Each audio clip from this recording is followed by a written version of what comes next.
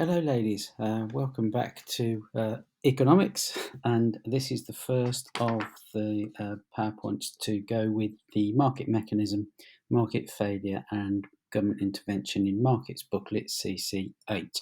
So we're going to go through a couple of these over the next couple of weeks, and hopefully that will then allow you to spend some time looking at CC8 over the summer holidays. We had a nice break so far, and let's crack on with this then. So we're going to look at market failure specifically. In terms of the booklet, obviously you've got that as a hard copy and also digitally. And you will see on the first couple of pages, you've got a bunch of definitions which talk about things that are relevant to CC8 booklet, a number of definitions that will help you to understand some of the principles of market failure. Okay, we're going to look at types of market failure. We're going to look at something called externalities, both negative and positive. And then we're going to look at different forms of government intervention to try to deal with market failure or negative externalities. And these are terms that you'll become very familiar with over the next few sessions. Okay, so market failure, what is it? Let's take a look at it. Now, effectively, we've talked a lot about the way in which allocative efficiency is a very important principle in economics. And essentially, what we've also talked about is a number of things. One being this invisible hand principle, which suggests that the market will actually allocate all resources in a very efficient way. And we've also talked about the functions of the price mechanism, if you remember, that principle of SIR, signalling, rationing, and incentivizing activities, etc. So that's something that we're going to be combining when we start to look at where markets don't allocate in an efficient fashion, and we'll look at ways in which the government might try to address those as we go through this session in terms of the PowerPoints, etc. The first few pages of the booklet, from pages 4 through to 6, include the various different things that you need to know as far as the specification is concerned. And as you'll see, it covers quite a lot of information. But whilst that looks a scary amount of stuff to do, actually it's not quite as onerous as it might first seem. Okay, so obviously, as we go through any of these things, and once I post them on Teams, if you've got any questions, please email me via Teams or email me via the normal channels via the school email. Okay. So if we look at allocative efficiency then and look at that in a little bit more detail, one of the things that we've said is that for allocative efficiency to actually happen, it needs to be at the point where you have both demand and supply in equilibrium, if you like.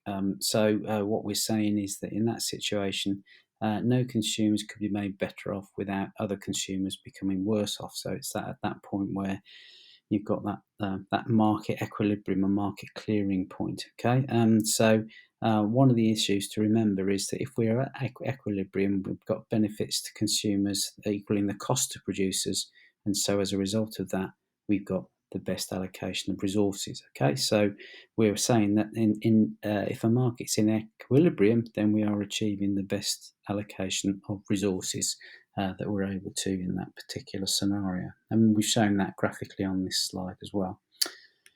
If we look at market failure then, and this is going to be a recurrent theme throughout the rest of this booklet really, so it's important that you understand the principle of it.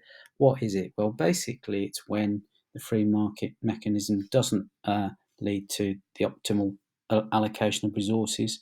So effectively, another way of putting that is where the equilibrium price fails to fully reflect the wider costs and benefits of society of consuming that good or service. Okay, so something's out of balance essentially. Okay, now really some of the things that help to drive that process and for us to understand it better are obviously price is one thing that actually acts as a signal to help guide the allocation of resources, as we said before.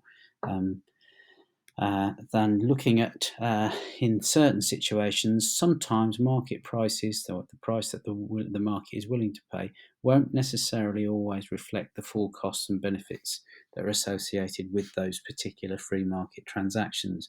And when that happens, essentially, we've got a situation where the market's fail to give the ideal outcome for society. Hence the phrase market failure, and it's something that you'll hear an awful lot in economics. Okay, so in certain situations, in that scenario, a good might either be underproduced and then underconsumed because the market price is too high, or it could be overproduced or overconsumed if the market price is too low.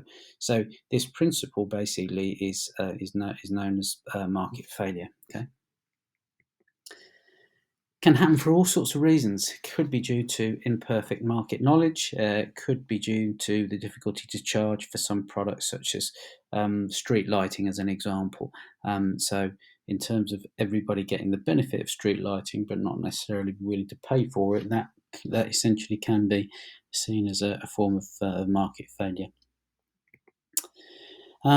One of the things I'd like you to take a look at, there are 6 images there that you can see, and I want you to think about some of the types of market failure that you can see in these pictures. Okay, I'm not going to give too much away. I want you to just have a look and see what you think. Okay, now clearly, remember what we said about market failure is when the free market fails to actually deliver in the way that it should do. So, looking at some of those examples, maybe you can have a guess at some of those instances. Okay, like I mentioned, I'm not going to necessarily explain those to you. I want you to take a look and maybe do a little bit of research on types of market failure that we might well face.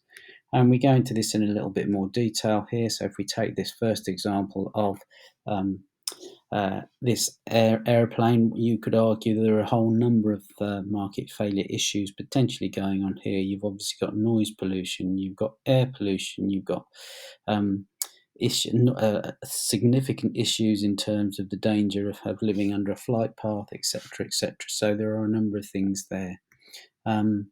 Another example here of a young lady who has obviously had a little bit too much to drink, and clearly one could argue that there is a fairly serious issue and a very serious form of market failure going on here, where again, without going into too much detail, obviously having too much to drink is clearly not necessarily a good thing and can cause all sorts of issues.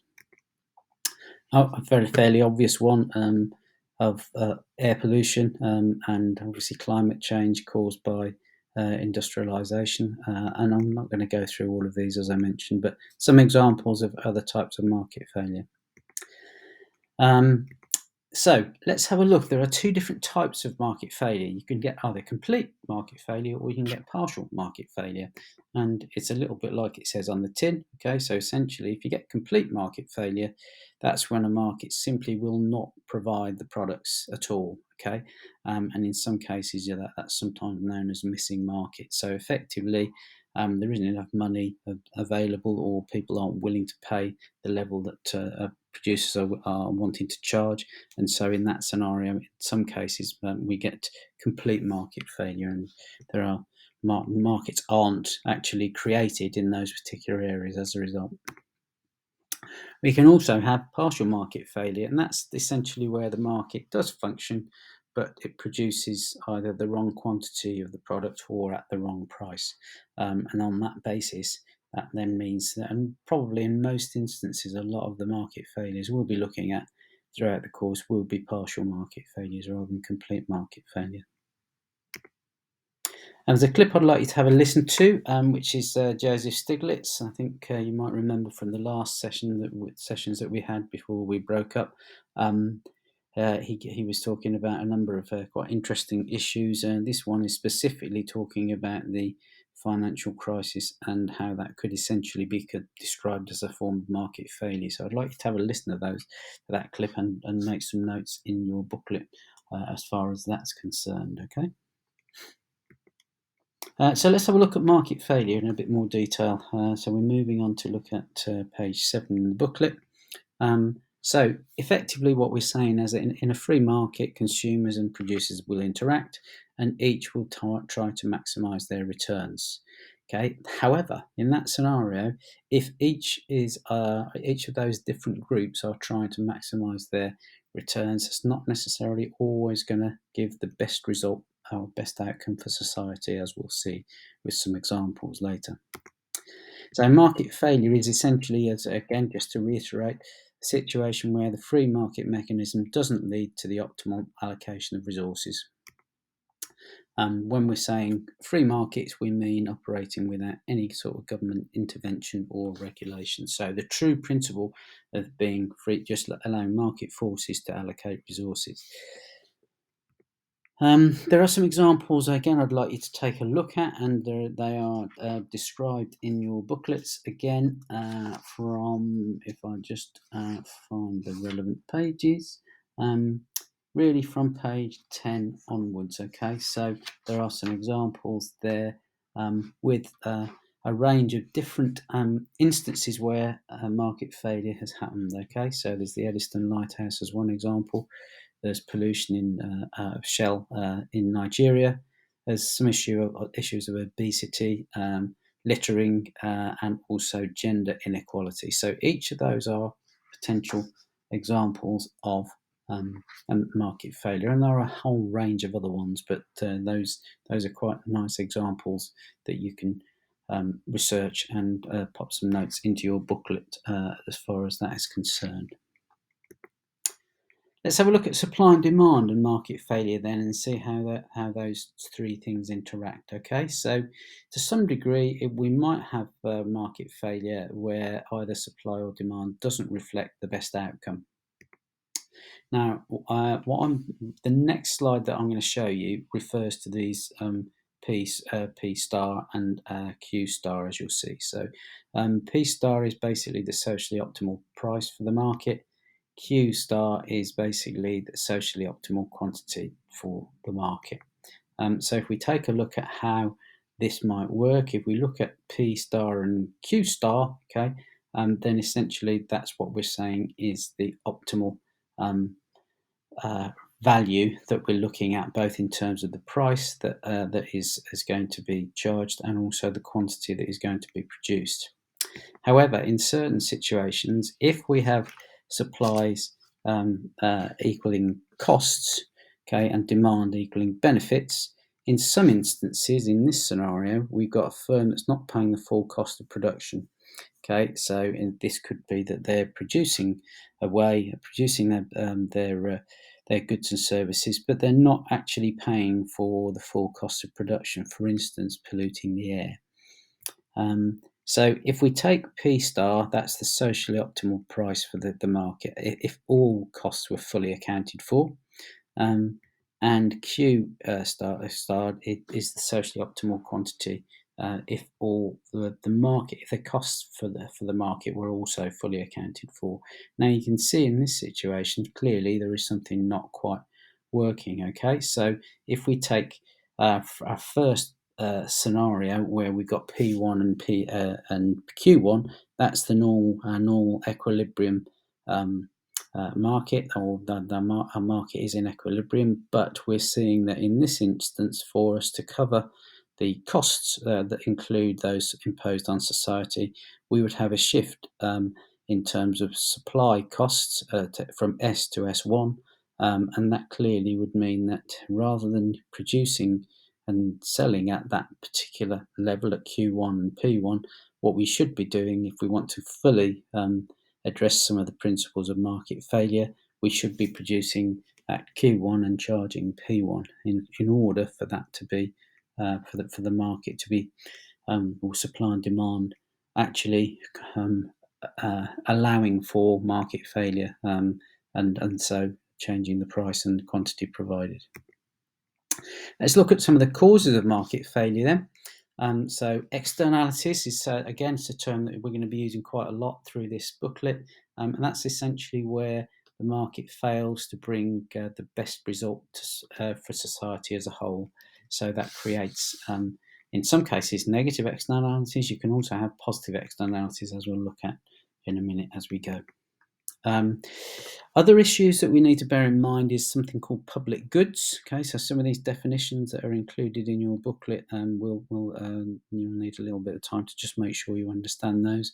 But that's essentially a public good is where the good isn't being provided by the free market, as there's no obvious way in which a private firm would be able to charge for all users, or indeed uh, those that would provide goods where there's no provision or little profit incentive in their provision. So, for instance, certain things that businesses may not necessarily want to get involved in because they can't see how they're going to make a turn or make a profit, that then becomes a public good because there are some very good reasons why that should be produced, and in some instances, the government might step in to try to make sure that they um, do provide these services when it's in the public interest to do so. Other reasons for market failure, you've got imperfect market information. We've talked a lot about imperfect market information, and that's where, in some cases, markets, for them to be able to allocate resources effectively and efficiently, it's important for both producers and consumers to have the best information available to them about markets, so that they can make um, rational decisions. Now, in some cases, if we've got an imperfect scenario where markets are not being given the right information, not being given access, consumers not being given access to the right information, that again can sometimes cause market failure. And that's the end of the first presentation. So that's a bit of an intro to market failure, a little bit about externalities too. So hopefully that makes sense to you. I will be posting this onto Teams very shortly, and then we'll look at the next one. Okay, so thanks for listening.